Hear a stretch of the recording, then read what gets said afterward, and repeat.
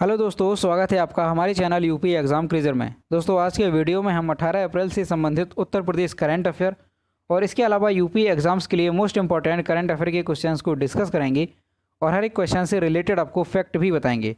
और वीडियो के अंत में हम आपसे एक क्वेश्चन भी पूछेंगे जिसका जवाब आपको कमेंट बॉक्स में देना है। और अगर आपको इसकी PDF डाउनलोड करनी है तो आप हमारे टेलीग्राम ग्रुप से इसकी PDF डाउनलोड कर सकते हैं। टेलीग्राम ग्रुप की लिंक आपको वीडियो के डिस्क्रिप्शन में मिल जाएगी। तो चलिए आज का वीडियो शुरू करते हैं।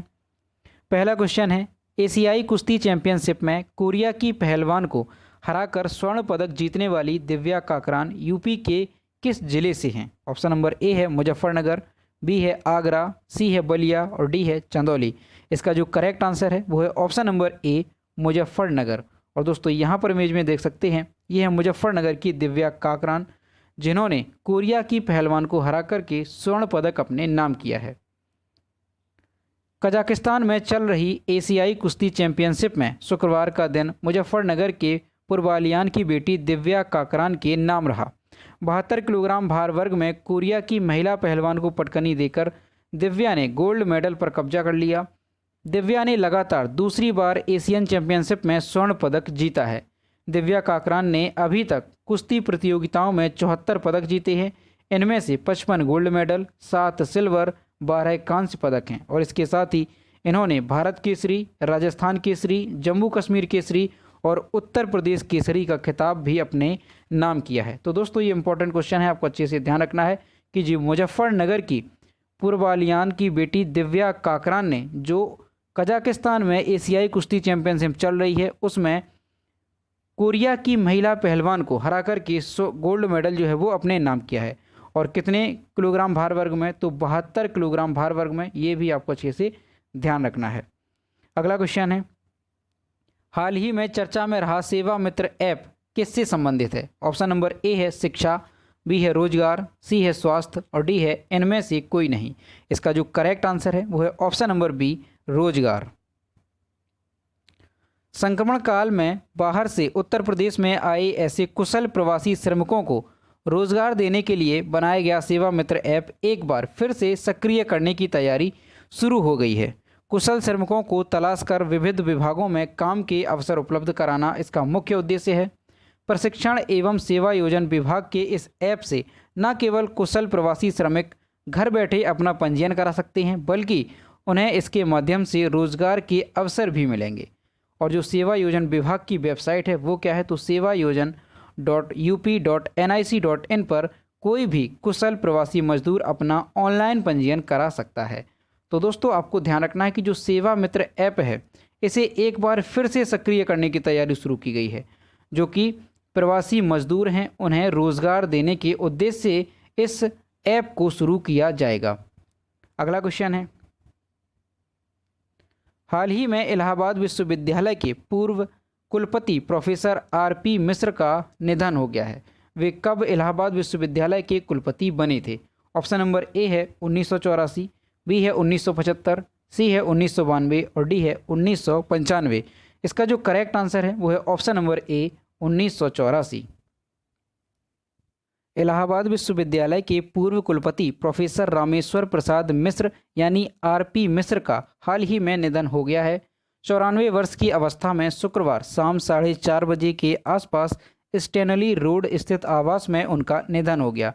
प्रोफेसर RP मिश्र वर्ष 1984 से 1987 तक इलाहाबाद विश्वविद्यालय के कुलपति रहे और वर्ष 1986 में उनके कार्यकाल में पहली बार इलाहाबाद विश्वविद्यालय में प्रवेश परीक्षा की व्यवस्था लागू हुई, जिसके लिए उन्होंने सुप्रीम कोर्ट तक लड़ाई लड़ी थी।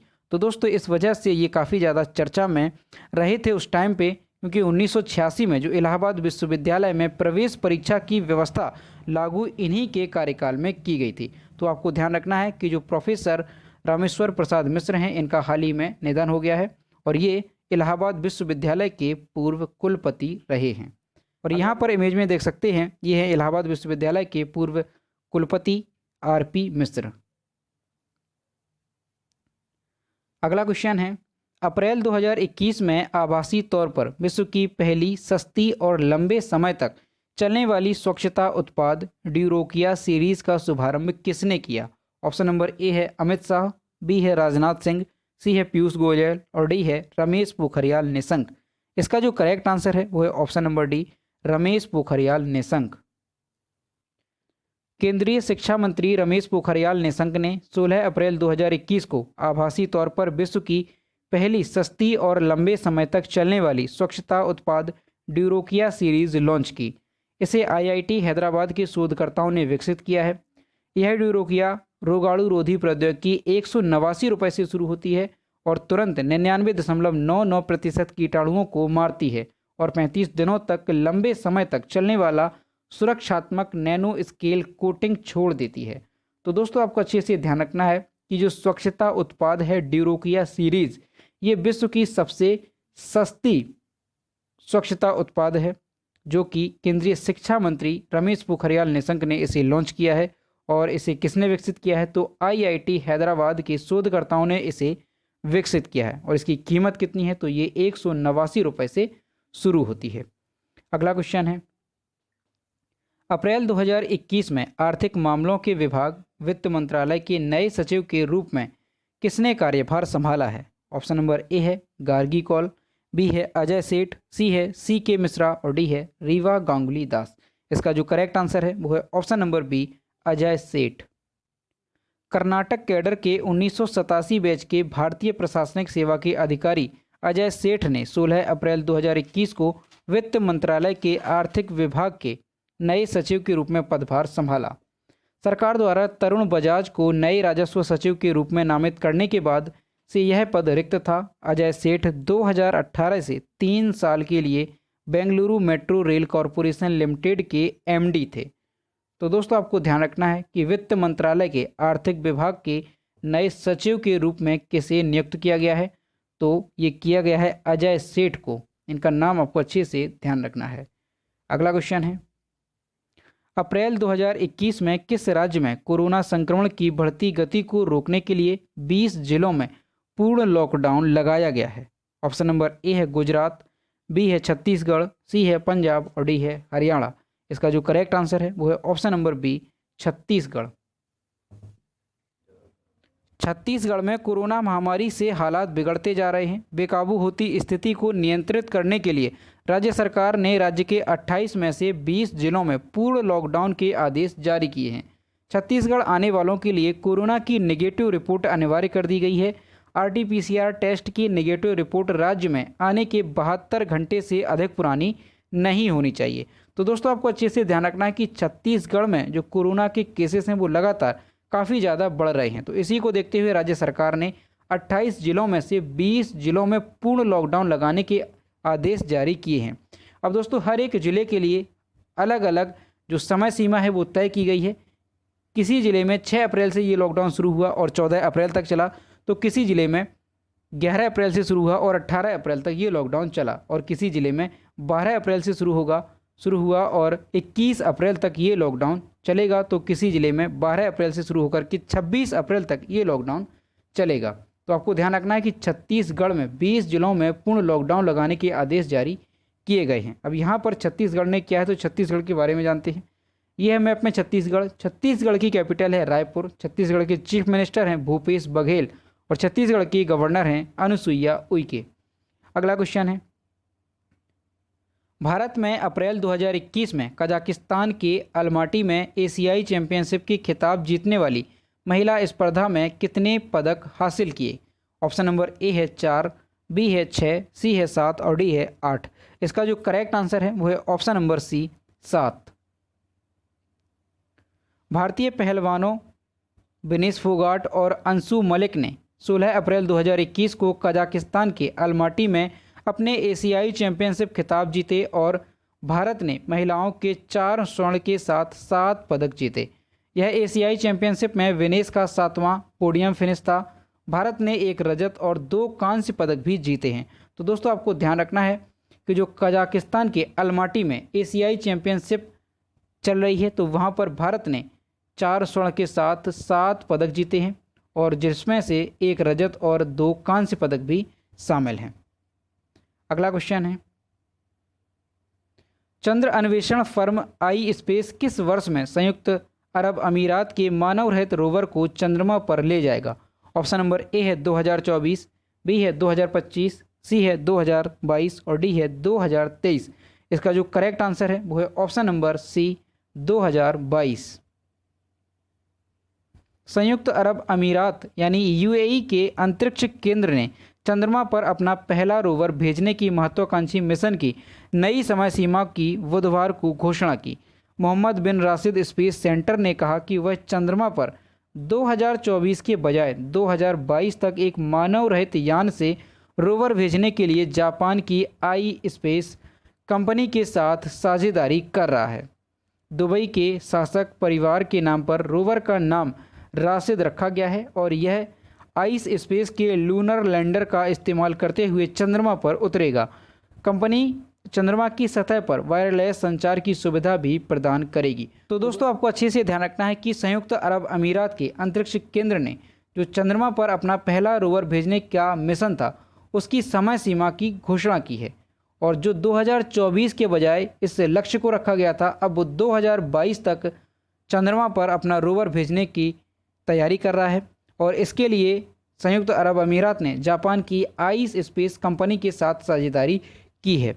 और आपको ध्यान रखना है कि ये जो रोवर है इसका नाम क्या है, तो राशिद इस रोवर का नाम रखा गया है। ये नाम आपको अच्छे से ध्यान रखना है।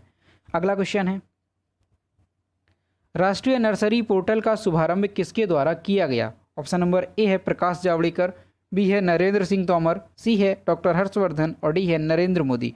इसका जो करेक्ट आंसर है वो है option number B Narendra Singh Tomar.